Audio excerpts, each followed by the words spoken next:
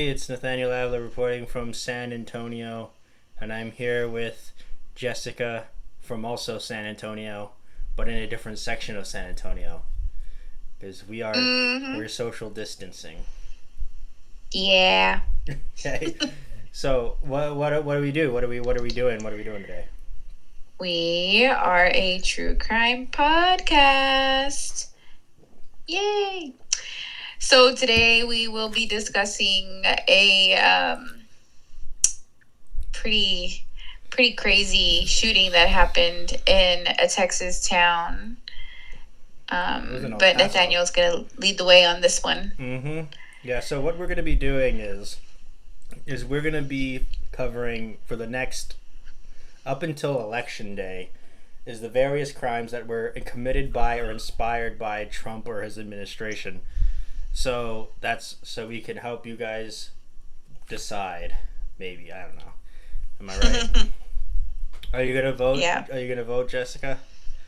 Yeah. I think I have to, because since I moved, I haven't changed my address everywhere. So I think I'm still technically registered at my old address. Okay. So that means I think I might have to go over there. Mm-hmm. But I'm going to do it. Who are you voting for?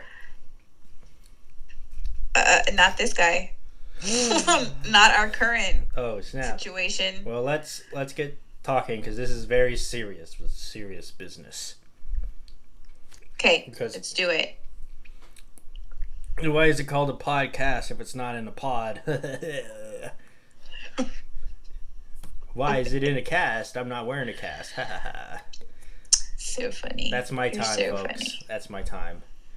So, yeah, that was a sneak peek of my stand-up that I'm going to be doing at the Laugh Factory. Don't quit your day job. What do you mean, don't quit my day job? What is this? Don't quit my day job. I could. Okay. So, anyway, so we're going to start right here.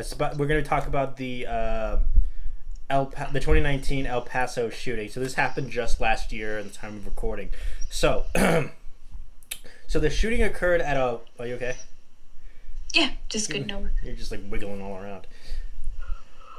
Okay, so the shooting occurred at a Walmart supercenter near Cielo Vista Mall at the east side of El Paso. The gunman walked into the store that is believed to be a WSR-10 rifle, a semi-automatic civilian version of the AK-47, and opened fire just before 10:40 a.m.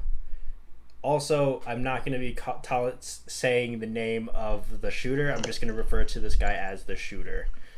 Okay. Sounds good. Yeah. So, the store manager witnessed the gunman begin firing at the parking lot prior to entering the crowded store. He issued a code brown, designated an active shooter to his employees, who began helping customers evacuate or hide. Many customers or employees fled to other stores in the adjacent mall, hid under tables or in shipping containers located behind the building. So, first responders began to arrive within 6 minutes of the initial 911 call. The El Paso Police Department, Texas Rangers, and paramedics responded to the scene along with the FBI. Other first responders included all 30 police officers and members of U.S. Customs and Border Protection. After the shooting, the suspect... Oh, no. Nope, not his name. Dude. The suspect... that's going to be censored. The suspect drove to the intersection of Sunmount and Viscount, where he identified himself as the shooter and surrendered to Texas Rangers, and an El Paso motorcycle officer. So, that is the initial incident. So, what do you think so far? Well... I mean, usually when you hear about stuff like this, they either take their own life or flee. So the fact that he just surrendered himself right away, yeah, this guy's a piece of work already. So what would you do if you were in that situation where you were just shopping at a Walmart and then some guy comes in with a gun, starts firing everywhere? Well, I think it's a little worse in this situation because he targeted Mexicans, Mexican Americans, anybody that looked like a Mexican, that was his target. So if it was me and I honestly I do not know. Of course, the first thing you want to do is turn around and like, where the hell is that coming from? And then maybe duck. I don't know. I've never been in this situation, and I hope that I never have to be in a situation like this. Mm-hmm. Well, right now we're all inside, so we're good. Yeah, but I can't imagine going shopping and just so happen to have your kids with you or a kid with you, and then the question why comes up. Mm-hmm. Well, let's talk about the victims. So the shooting has been described as the deadliest anti-Latino attack in recent U.S. history, resulting in 23 deaths and 23 injuries. One victim died the day after the event, and another victim died 2 days after, and a third died 8 months later on April 26th, 2020. Among the dead were 13 Americans, 8 Mexicans, and 1 German. The names, ages, and citizenships of the 22 of the dead were released by the El Paso Police Department on August 5th. On August 5th. 17 were 56 or older, 2 were 40s, 2 were in their 40s, 2 were in their 20s, one was 36 and one was 15. 13 victims were taken to the University Medical Center of El Paso and the other 11 to Del Sol Medical Center. 2 children ages 2 and 9 were transferred to El Paso Children's Hospital after their conditions were stabilized. The Del Sol Medical Center patients were between 35 and 82 years old. So what do you think about that? Sucks. Oh. So it resulted in 23 deaths and 23 injuries. Yeah, he killed 23 people. That's insane. I knew it was a lot, but I didn't know the number. So he killed 23 people and he injured 23 others. And I saw that you had a reaction when you said when I said a person was 15. 15-year-old. Yeah. So, I mean, the people that actually died were between the ages 35 and 82. I think so. Or was it the opposite? No, those are the people in the Del Sol. The people that were injured. Yeah. So a 15-year-old, and so a 15-year-old was the youngest. Yeah, 15 was the youngest. 56 away. Or older were the oldest. That sucks. Mm-hmm. So let's get into this guy. So the shooter was arrested after shooting and charged with capital murder. A 21-year-old white male. He was last known to have lived in his family's home in Allen, Texas, in the Dallas-Fort Worth Metroplex, approximately 650 miles from El Paso. He graduated in 2017 from Plano Senior High School and was enrolled at Collin College from 2017 until spring 2019. So the police said he bought the gun used in the attack legally, but provided no details about the purchase. During his first interrogation, he told detectives he had targeted Mexicans, according to an arrest warrant affidavit. So why do you think he was targeting Mexicans? I don't know. This whole thing, our current political situation, our current president, him and his administration, I think mainly him, have stirred up. I think he's stirred up racism that's been there within people, but for some reason they feel that it's okay to just wear it on their sleeve now. Like it's acceptable to just, you know what I mean? Yeah. I feel like this is something that this guy has probably always been this way, but now I can come out and do this stuff. Mm-hmm. All right. So the El Paso police chief, Greg Allen, said that they were reasonably confident that a manifesto titled "The Inconvenient Truth" was posted by the suspect on the online message board 8chan shortly before the shooting. It identifies the type of weapon used in the attack. The suspect's name was revealed in a separate document in the post. The site moderators quickly removed the original post, though users continued sharing copies.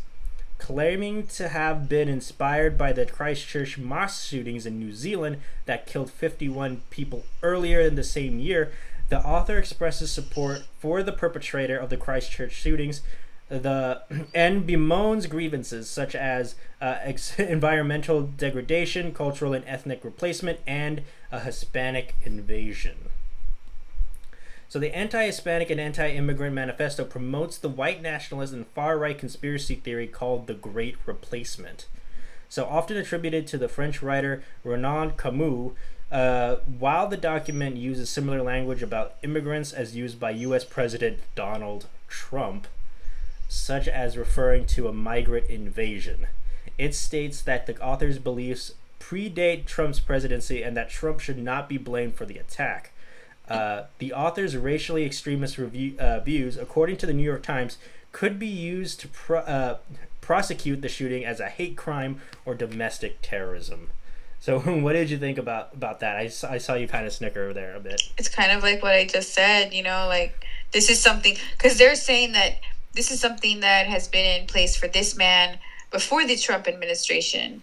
But like I said, like a lot of people, maybe they have shared their racist thoughts out loud, but a lot of people haven't. And now they feel that it's okay to be like this because, it's ugly. Mm-hmm.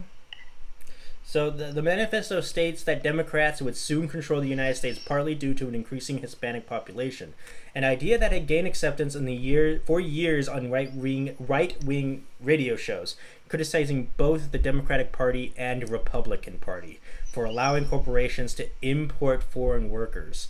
The author describes the shooting as an incentive for Hispanics to leave the country, which would remove the threat of a Hispanic voting bloc. While primarily focused on ethnic and racial grievances, the document also expresses fears of automation's effects on employment and blames corporations for overusing natural resources. What? It's just, this guy's just weird. Like, I don't understand his thought process in saying that it's mainly the Hispanics, and I think it's because he's in El Paso. Well, he did. He wasn't in El Paso. He was. This thing happened. Yeah. Did he drive over there? He drove 650 miles to El Paso. Where was he coming from? Allen, Texas, and Dallas, Fort Worth. Yeah.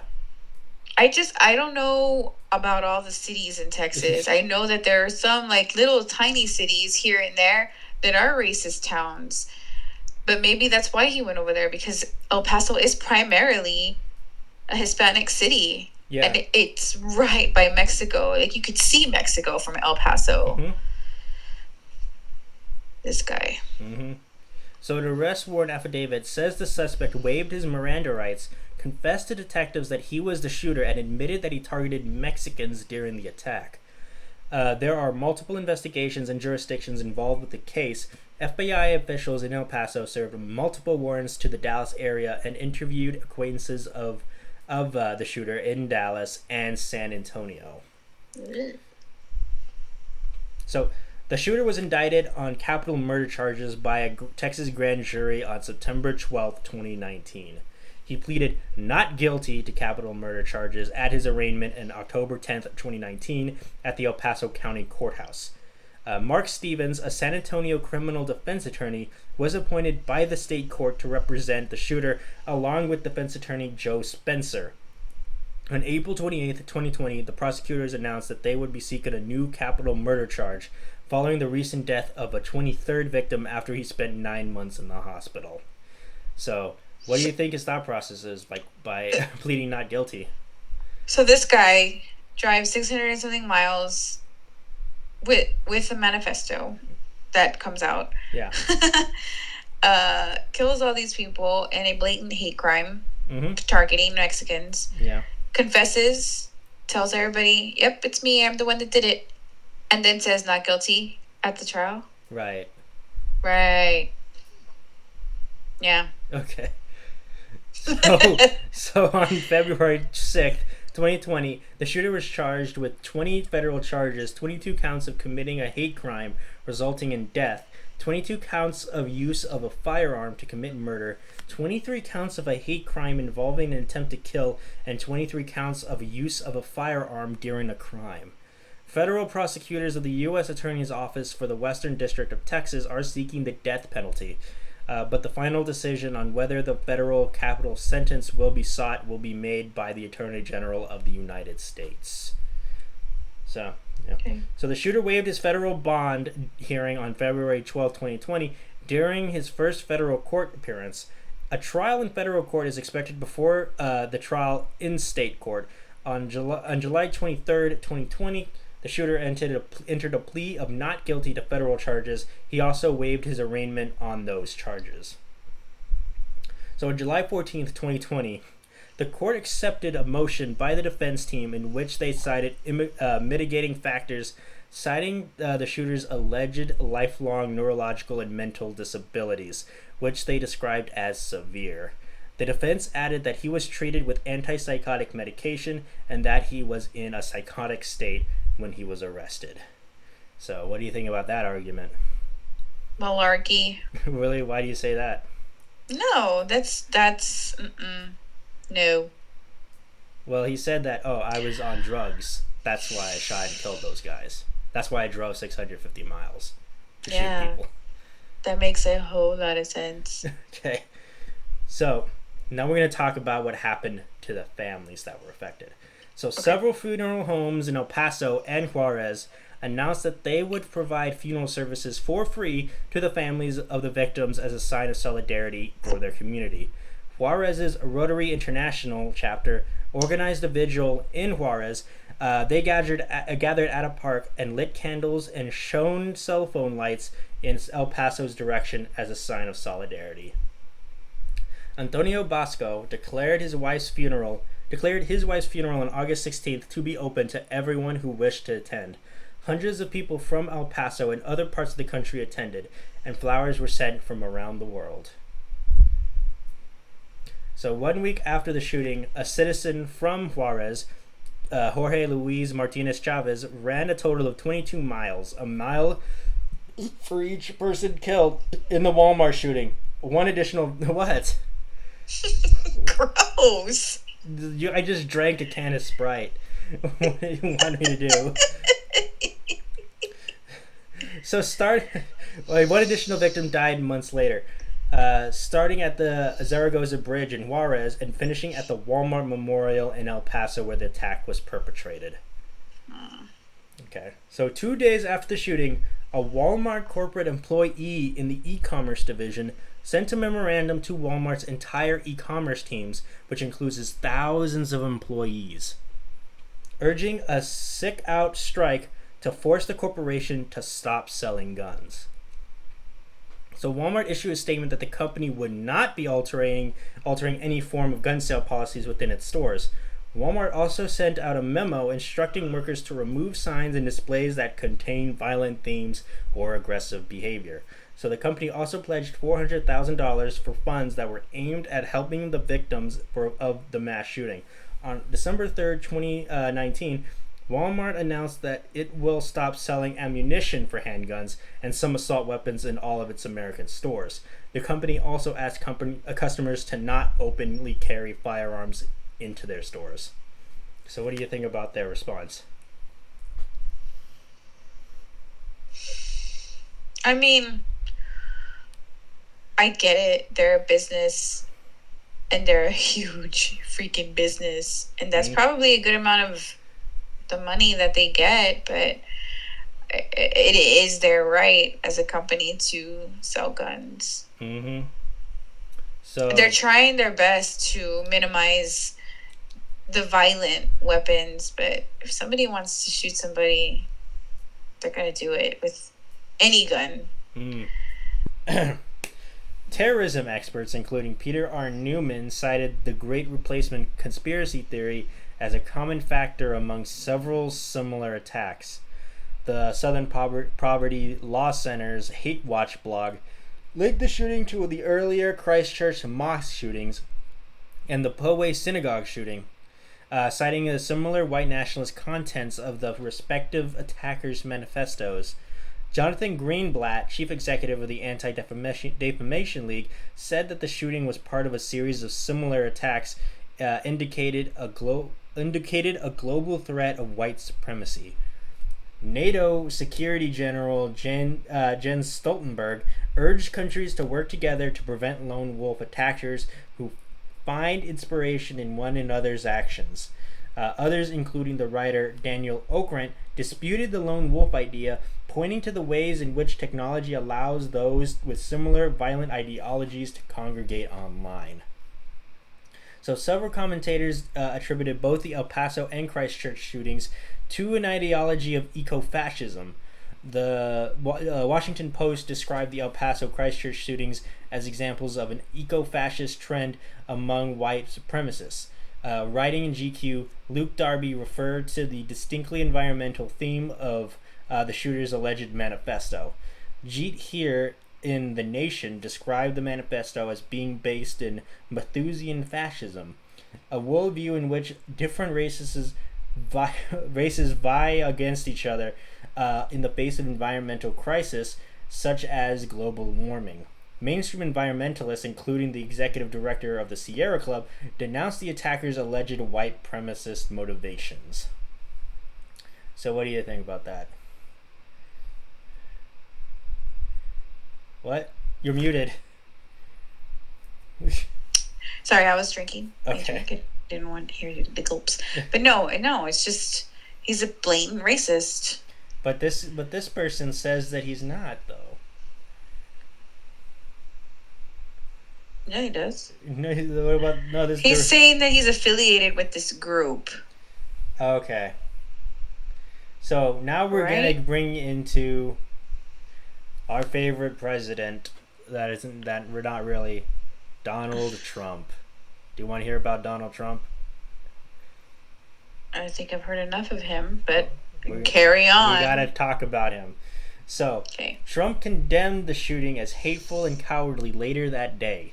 So he promised that his administration would provide total support. In a later statement, Trump announced after the shootings in El Paso and in Dayton, Ohio, that all flags, U.S. flags, both domestic and abroad, would be flown at half staff until sunset on August 8th. In a speech from the White House on August 5th, Trump said, one voice, should I do the voice? One voice, our nation must condemn racism, bigotry, and white supremacy. These sinister ideologies must be defeated. Hate has no place in America. So in August 7th, Trump said he was concerned about the rise of any group of hate, whether it was white supremacy, whether it's any other kind of supremacy, whether it's Antifa, of course. What? Nothing. Okay. So within 2 days of the shooting, hashtag white supremacist in chief reached the #1 trend in Twitter. As critics pointed out that statements in the suspect alleged manifesto mirrored comments Trump had made in the past, including references to illegal immigration as an invasion and telling a group of minority congresswomen who were all U.S. citizens to go back to their home countries. Media outlets also highlighted an incident on May 2019 where an audience member at a campaign rally suggested shooting illegal immigrants crossing the border, to which Trump responded with a joke, saying, "Only in the panhandle can you get away with that. Yuck, yuck, yuck, yuck, yuck." What? Because you seem kind of It's just his, blatant privilege speaking. He doesn't think before he speaks because he's never had to. And even if whatever rolls out of his mouth is anything, offensive, it's okay. It's Trump. It's okay. It's okay. He's rich. He's loaded with money. It's fine. Okay. But now that he's in this political position, I think he still thinks it's still okay. Yeah. So it's not. Yeah. So former President Barack Obama broke his self-imposed vow of silence in the new president's leadership to release the statement. Should I do the Obama voice? We should probably soundly reject language coming out of the mouth. Thank you. That was great. Of any of our leaders that... What? That was great, right? It was perfect. Yeah, thank you. So, we should soundly reject language coming out of the mouths of any of our leaders that feeds the climate of fear and hatred or normalizes racist sentiments, which was widely been interpreted as a criticism of Trump's specific rhetoric. So Trump's remark that violent video games contributed to such mass shootings, a view echoed by other politicians such as House Minority Leader of the United States House of Representatives Kevin McCarthy and Texas Lieutenant Governor Dan Patrick, drew criticism from the video game industry as past studies have found that no link exists between the shootings and video games, and accused the government of using the medium as a scapegoat. So what do you say to that? Yeah. I don't think that video games and stuff like that make a person that's violent. What does make a person violent? I think if that's something that it's either inherited or that's, for me, that comes with their surroundings, with what they were raised with or how they were raised. Right. So U.S. Representative Veronica Escobar, who represents El Paso in Congress, brought a town hall meeting in the city to an early close following the shooting. Escobar later said that there was also a hate epidemic with domestic terrorism resulting from the dehumanization of others. Texas Senator Ted Cruz issued a written statement deploring this unspeakable evil. Beto O'Rourke, a native El Paso who represented the city in Congress from 2013 to 2019, said he was incredibly saddened, but that the El Paso community is going to stay together. Everyone's resolved to make sure this doesn't continue to happen in this country. Texas Governor Greg Abbott called the shooting a heinous and senseless act of violence, and Texas Senator John Cornyn said that gun violence would not be solved by focusing on law-abiding citizens. So Texas Lieutenant Governor Dan Patrick said violent video games were partly to blame, again with that. So members of the Democratic Party, including several 2020 presidential candidates, criticized Trump's anti-immigration rhetoric in wake of the shooting, including O'Rourke, Cory Booker, Joe Biden, and Congresswoman Escobar. Remember her from earlier? So the other 2020 candidates called for political action to eliminate gun violence, including Booker, Pete Buttigieg, Bernie Sanders, Elizabeth Warren, and Andrew Yang. The incident also caused many celebrities and media figures to debate gun rights within the United States, with some condemning the perceived inaction of many political figures in stopping the large number of mass shootings in the country. That same evening, Moms Demand Action, which had a meeting planned in Washington, D.C., led a march and vigil outside the White House in support of gun control in the United States and the ban of assault weapons. So what do you say about that? What do you think this has to do about gun regulation in America? I've always thought that they could try their best to regulate guns. They could take away guns. They could do all of that. But a violent person that wants a gun is going to find a gun no matter what. Period. Is that all you have to say about that? But that's what I'm saying. Like, and this takes me back to like the regular shootings, like regular school shootings that aren't necessarily targeted regular with a race thing. Oh, okay. It's just, people want to put restrictions on guns, and maybe the goal is to let's tighten it up so it's a little bit harder for these people to get the guns that they want or whatever. But like I said, if a person wants a gun, they're going to get it no matter what. They're going to find a way to get it. So I just don't really think it's going to help. Okay. All these things that they're trying to do. Okay. But what do you say about, Canada has like really strict gun regulations and they're doing just fine. What do you say to that? I'd say that we don't hear about their crime rates. I don't hear about anything because I don't try to look for it. So, I mean, it's possible that stuff is going on over there, but I don't know. Okay. This stuff is happening over here. There's just a whole lot of stuff that's happening over here. People are losing their minds over here. Right. Why are people losing their minds? I don't know. Like, I think it's just people just like feel like they can run wild with their crazy thoughts now because, people are just crazy. And then now we have a crazy in charge of the country. So they think they can let their crazy run loose. Okay, so the day after the shooting, some prominent Republicans, including Texas Land Commissioner George P. Bush, also spoke of the need to combat white supremacist terrorism. Texas Senator Ted Cruz decried the shooting as a heinous act of terrorism and white supremacy. On Twitter, Deputy Attorney General Rod Rosenstein classified the attack as white terrorism. Many Latinos interviewed by the New York Times said that they felt disturbed at becoming targets of white nationalist violence. Dan Stein, the president of the Federation of American Immigration Reform, issued a statement on Twitter denouncing the shooting with no mention of the shooter's alleged manifesto. The group regularly makes similar anti-immigration arguments to those contained in the document, prompting worries of political fallout from the shooting among that's the organization, and similar groups.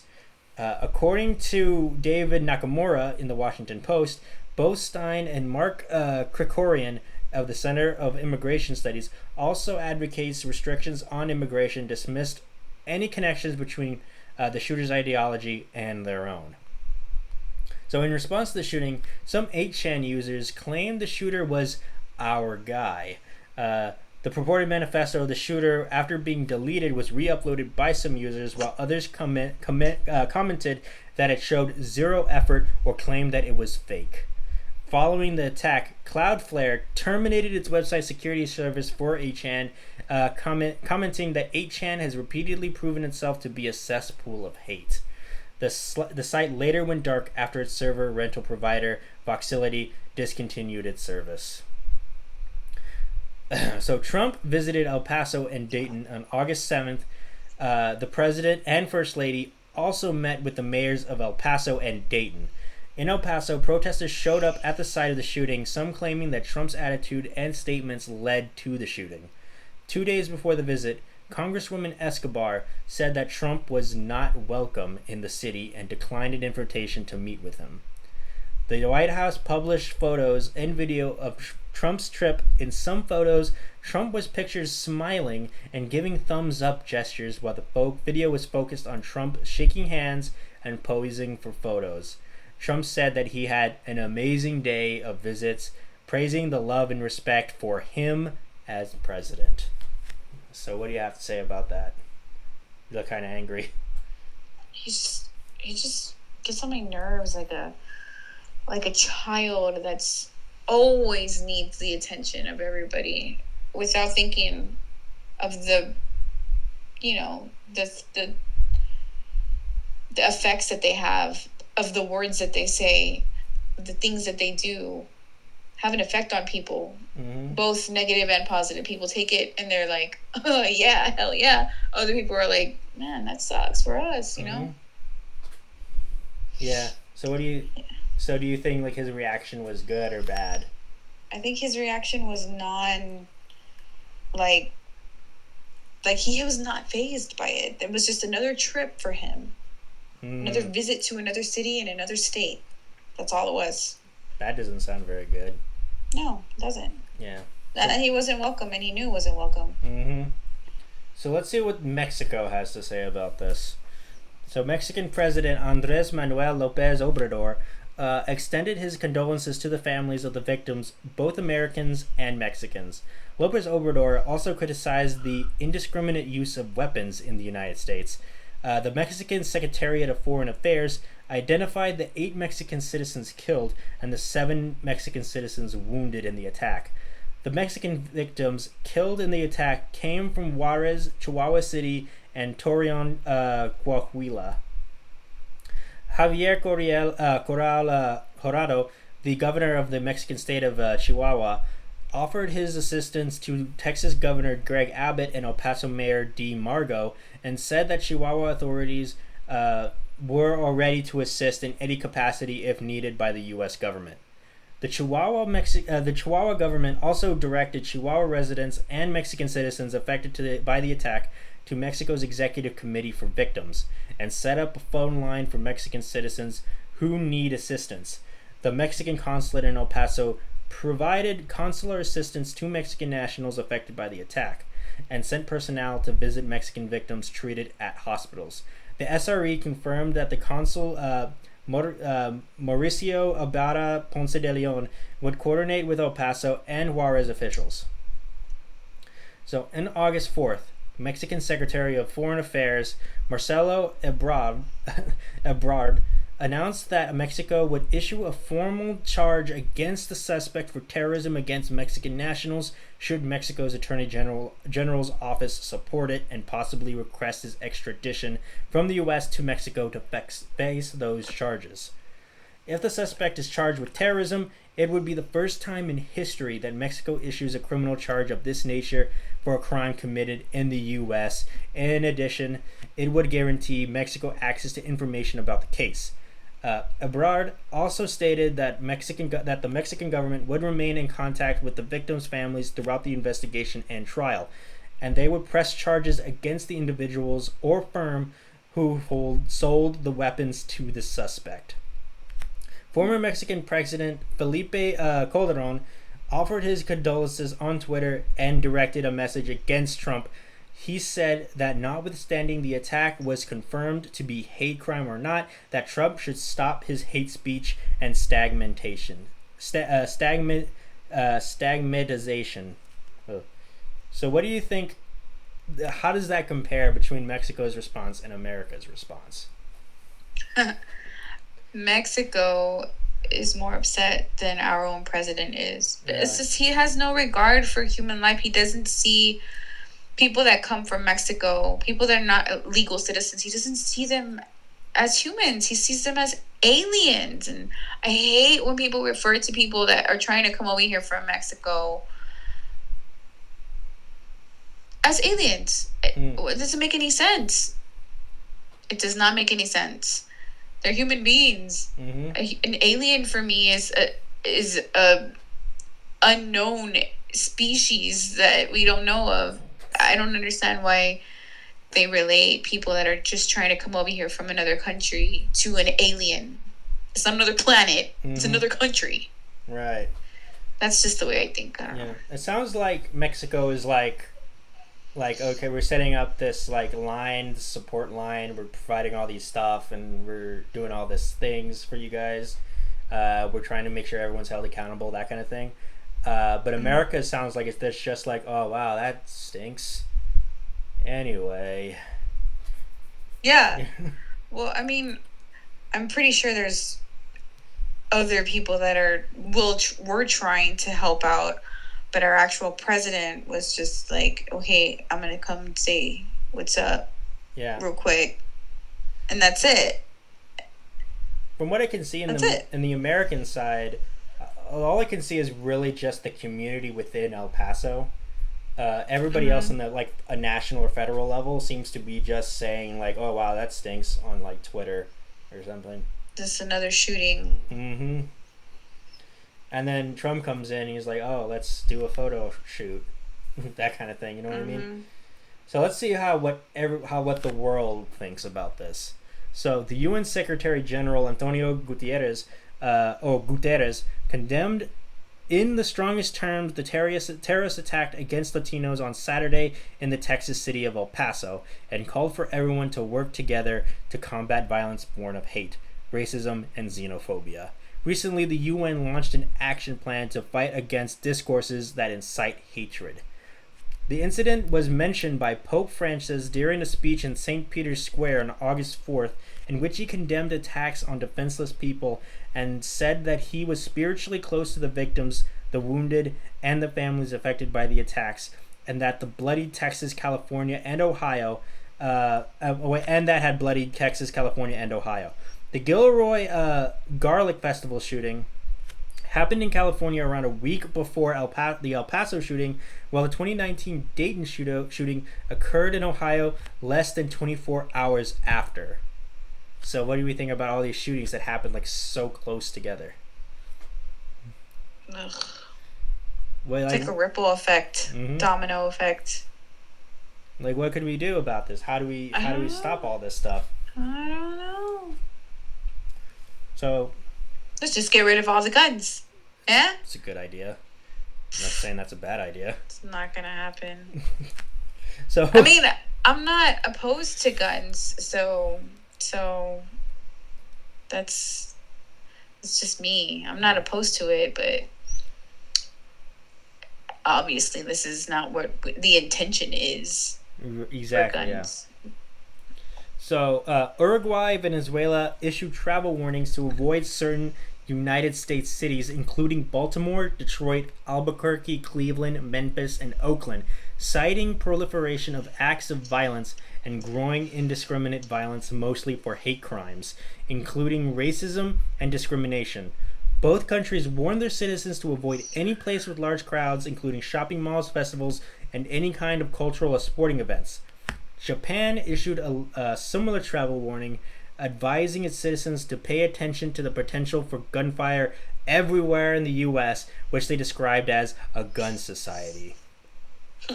President Trump threatened undefined retaliation against countries and organizations that issued travel warnings on the United States because of gun violence.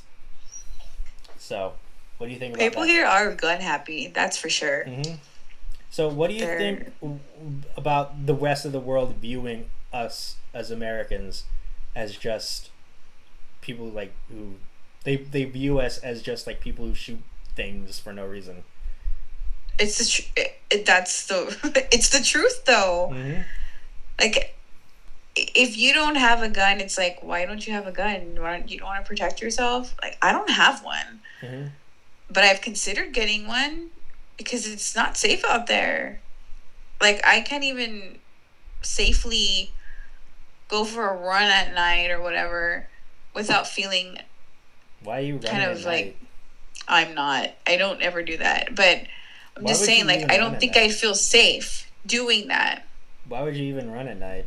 Usually, A lot of people do it. A lot of people do Mm. it. A lot of people do it here, and I don't, maybe they're just fine with it, but I wouldn't feel safe. So, I don't know. Like but usually in my neighborhood, at nighttime, like everybody's like out and about at nighttime in see, my that's neighborhood. what I'm saying. And like everyone is like walking and everyone's like riding bikes and or jogging or walking dogs, like so like at night everybody's all around like just walking around, so like I'm not alone while I'm jogging. um so like do you think that America should put in like probably focus more on the community, like try to focus on like the core aspect of what makes everything so dangerous? What do you mean? Like when you go outside, everything it's dangerous out there. But why is it dangerous? Because of dangerous people, right? Yeah. Why are the people dangerous? I don't know. They're crazy. Not all of them carry guns, but there are guns everywhere. Yeah, I know. That's why But we not gotta the like, yeah. crazy So people don't usually. I mean, it's hit or miss. They're just violent, crazy. They don't have to have a weapon on them. They're just crazy mhm. or want to do things that they shouldn't be doing to other people. It's it's ugly, and that's the first thing that we think of to defend ourselves is have a gun, have a Yeah. gun. Even if you don't use it, it's intimidating, and they'll run away. Right. You know what I mean? Yeah. So But I instead do of agree that they think that we're gun happy because I feel like 100%. yeah, so like okay, you're saying like mostly you're like cautionary against like crazy people, but what makes Yeah. them crazy? Mental I don't know. illness. Exactly. Yeah. It could be like a range of things, bipolar disorder, Asperger's, anything. So that's why, in order to avoid that, that's why we have like mental health institutions or people to help people in that regards. There's a lot of people that don't want the help though, and those are the people that you got to be concerned with because they are a bomb just waiting to go off. mm, I don't know we don't know when we're gonna come across one of those people. Hope that we don't. Well, in today's society, yeah, you never know, man. Like, oh snap, that's not what I wanted. So like, so that's the end. That's the story of the 2019 El Paso shooting. So what do you think about? What is your takeaway from this uh, event that transpired? It's just tragic and it's sad, and I wonder if Hillary would have been elected, would that have happened? I can't Because say. we can't say, right? I just feel like I was saying earlier, I just feel like he's brought this whole other level of white privilege and people feeling that it's okay to act this way and be this way. Not to say that they haven't always been this way, but that it's okay to show it now and to put it out there. And because we were here first, they need to leave, they need to go back to where they came from. Mm-hmm. But it just feels like what people don't understand is America was built and made from people that came from all over. Mm-hmm. And I hate to take it back to where it all began, but Native Americans were here before anybody else was here. Mm-hmm. So for these white people to come and say that they were here first is wrong, because Mm-hmm. they stole this land from people that have been here, that were here before them. So yeah, I just think it's sad. And guns, my opinion on guns is I'm not against them, but I do feel like I don't think I want one in my house because I Mm-hmm. have children. Yeah. And I know my son especially. I mean, he's 12, about to be 13. He's curious. He wants to see how a gun looks and stuff like that. And that's a scary thing. As a parent, you got to be concerned for your children, Mm-hmm. but you got to worry about your safety. So, is a stun gun gonna do anything? Is Probably a those taser hurt. gonna do anything? Probably that's those really hurt. I've seen I've seen what happens when they do like a test run on a taser gun with somebody else. They're all aware of what's gonna happen. Even the person that's getting shot. And, oh my gosh, it's so embarrassing because some people, you know, poop themselves and pee themselves Yeah, and that's what throw happens. up all at the same time in the middle of all these people, and it's just like, oh god. Yeah, that's what happens, and you have to be like, you have like your arms are being held by two different people, and then like shoot you in the back, and it doesn't look like it hurt. Why are you laughing at them? You're so mean. It's terrible because I'm thinking about it happening. It's just like I wouldn't want to show my face anywhere for a really long time after Okay. that. I mean, they know what's coming. They signed up for it. Uh, They said it was okay, but I don't know. I don't know what I would do for myself as far as protection when it comes to the safety of my family and my children. I have considered it though. I'm not gonna lie, but to do it the right way. yeah. Well, you're in a. Go learn how to shoot. Get a license the right way. Mhm. You know what I mean? Yeah. I mean, you're in a nicer neighborhood, so it's not that crucial to have Oh a yeah, firearm. I know. Yeah, I know. But I wasn't always in a nice neighborhood.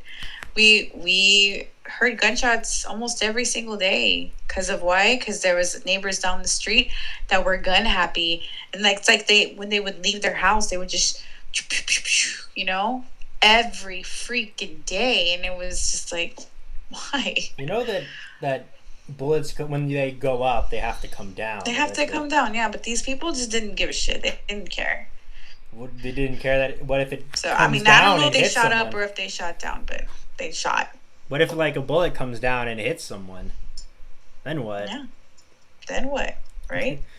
So like, what if like, uh, the NRA call you up and be like, "Hey, we want you to join the NRA." What do you say?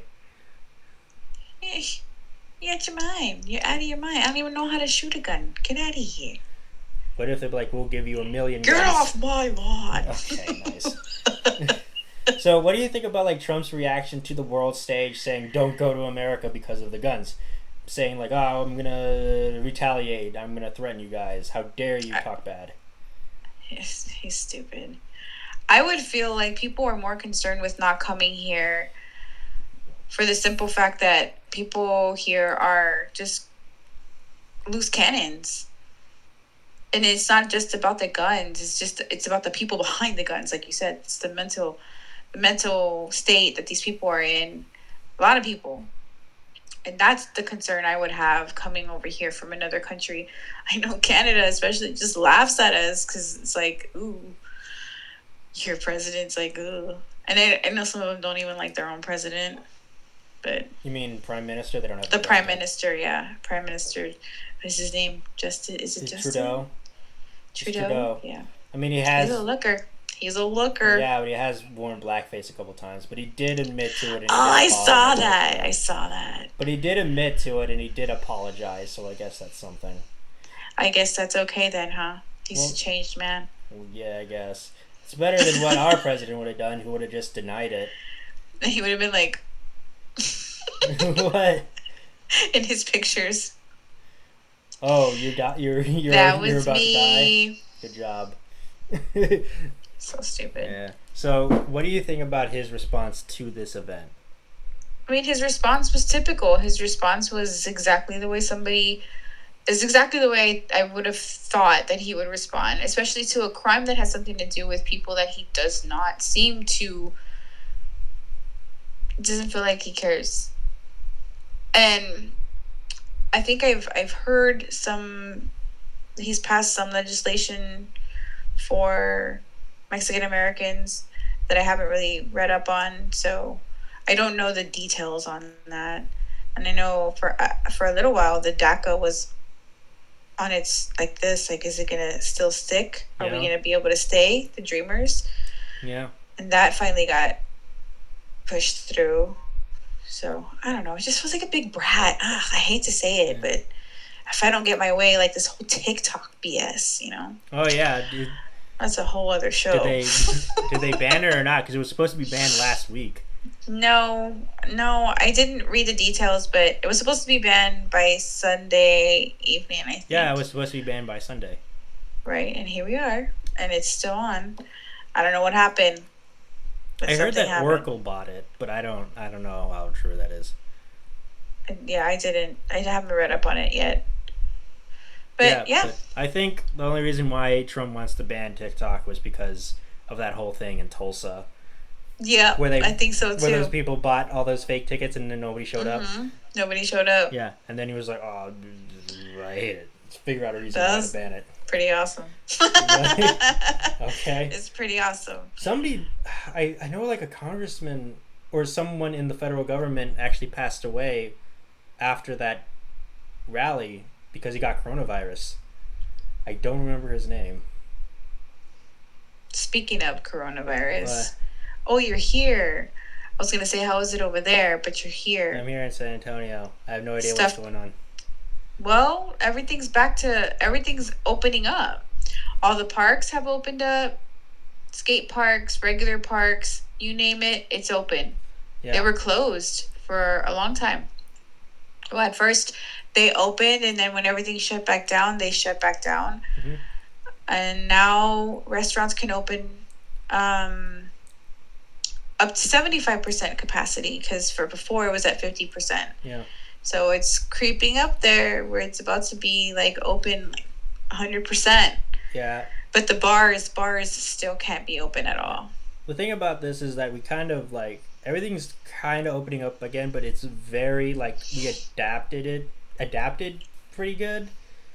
Like we adjusted ourselves for it. Like how we can't we have to wear a mask in order to go anywhere. In order to go inside, we have to wear a mask. For sure. Like I do. I don't know anybody that doesn't wear a mask. And I know of a few people that think it's a whole conspiracy and the government's way to kill off the population. I don't know. I hear some crazy stuff. And That it's makes no your sense. right to not wear a mask. They're trying to take away my rights. And I'm just like, dude, do you want to get sick or what? He's like, maybe Do you I do. think? Do you not think? I Yeah, I mean, know. And they have like, and in restaurants they have like spaces. So like they have marked spaces in order for a person to like keep 6 feet away. mm-hmm. And they have like they closed off certain tables and stuff, so that makes sure that Yeah. everybody's like 6 feet away. Everybody's all separated. Yeah, Yeah. and then sometimes they have like those giant like screens in front of places. Like I know, like in like gas stations and stuff like that, they have those giant screens. Yeah. It's like a And big old plastic barrier. yeah, and That's the then way the schools have it too. They call it asking if I want to put my kids back in school. And I'm just not ready to have them I back, but would they're not do that.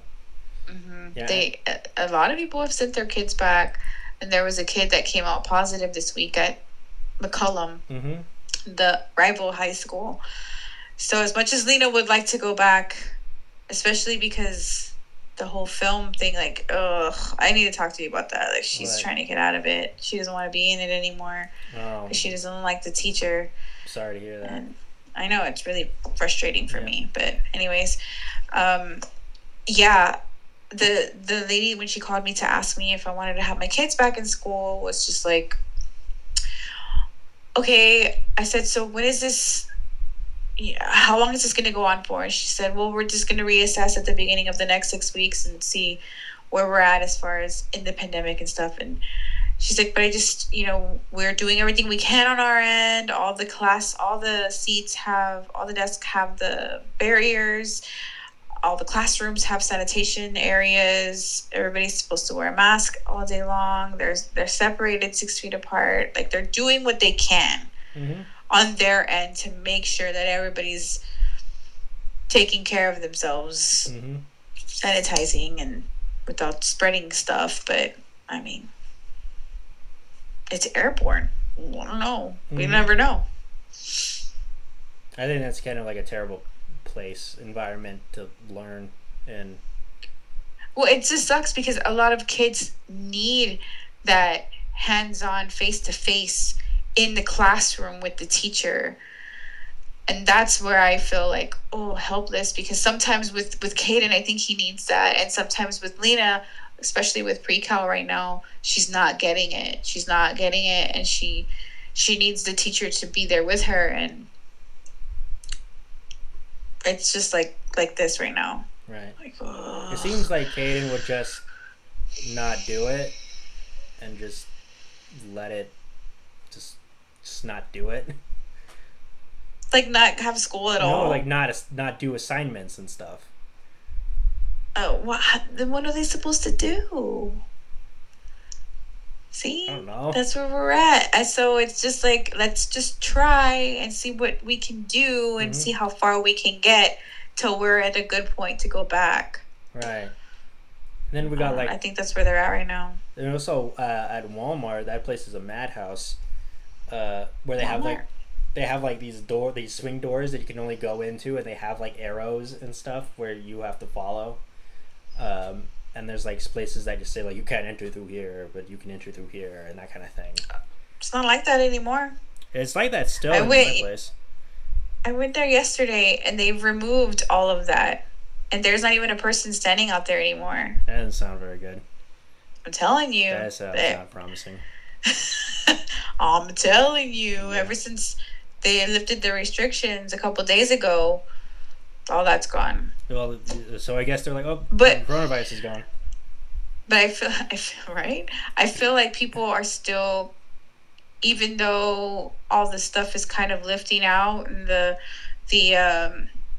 restrictions are getting a little bit more, we have a little bit more leeway. I feel like, just like you said, people are still keeping themselves distant on their own without little stickers on the floor telling them where to stand. Like, people are already just like, I'm gonna stand way back here. Because it's been that way the last few days. It's just stores or gas stations. They don't have them on down there anymore. They've taken them up and taken them off, but people still stay their distance. Mm-hmm. That's what I've noticed. Yeah. All right, so that's the 2019 El Paso shooting. So that's it for We you. got off track a little bit. But, Yeah, but it was after we finished. So Okay. that's it for you guys. That's the first one. So I've been Nathaniel Avila. And I've been Jessica Vega. Okay. And we'll see you guys later. Bye. Bye.